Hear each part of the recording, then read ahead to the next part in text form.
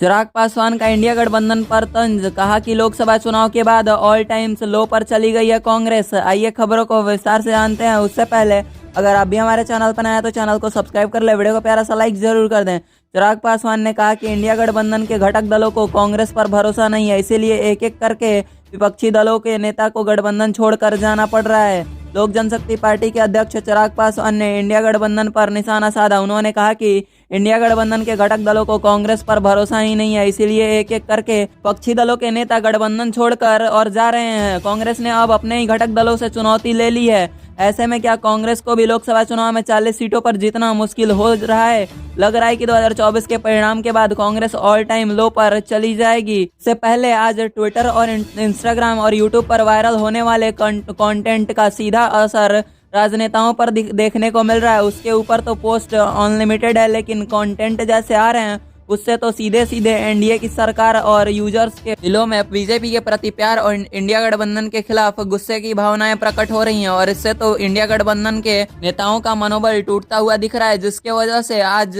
महागठबंधन के अंदर से भी नेताओं का बाहर आना देखने को मिल रहा है। इंडिया गठबंधन तो मुझे नहीं लगता कि आगे चुनाव में लड़ पाएगी 40 सीटों पर चुनाव। लोजपा के राष्ट्रीय अध्यक्ष चिराग पासवान ने कहा कि ईडी गठबंधन के भविष्य पर सवाल खड़े किए गए। बुधवार को बयान जारी कर चिराग पासवान ने कहा कि गठबंधन के सबसे बड़े घटक दल के प्रति सहयोग जिस प्रकार से दिखाया जा रहा है, उससे साफ जाहिर हो रहा है कि उनकी वास्तविकता और चुनौती अपने साथ ही मिल रही है। लेकिन इसलिए कांग्रेस को लोजपा में चुनाव लड़ने के लिए 40 सीटों पर जीत पाना मुश्किल होगा, क्योंकि लोकसभा चुनाव में अब तक सबसे खराब प्रदर्शन किसी का रहा है तो वो राहुल गांधी और इंडिया गठबंधन का ही रहा है। वहीं जदयू प्रदेश अध्यक्ष उमेश सिंह कुशवाहा ने कहा कि देश का मौजूदा विपक्षी एनडीए में चुनौती देने की स्थिति में नहीं है। उन्होंने कहा कि विपक्ष के पास जनता को गरीब से मुक्ति दिलाने के लिए, भारत को विकसित देश बनाने के लिए कोई ठोस योजनाओं का, कोई नीति का प्रयोग किया जाना चाहिए, लेकिन जिसे जनता के बीच ही रहना पसंद नहीं, वह क्या उनके बारे में सोचेगा। विपक्ष केवल नकारात्मक प्रचार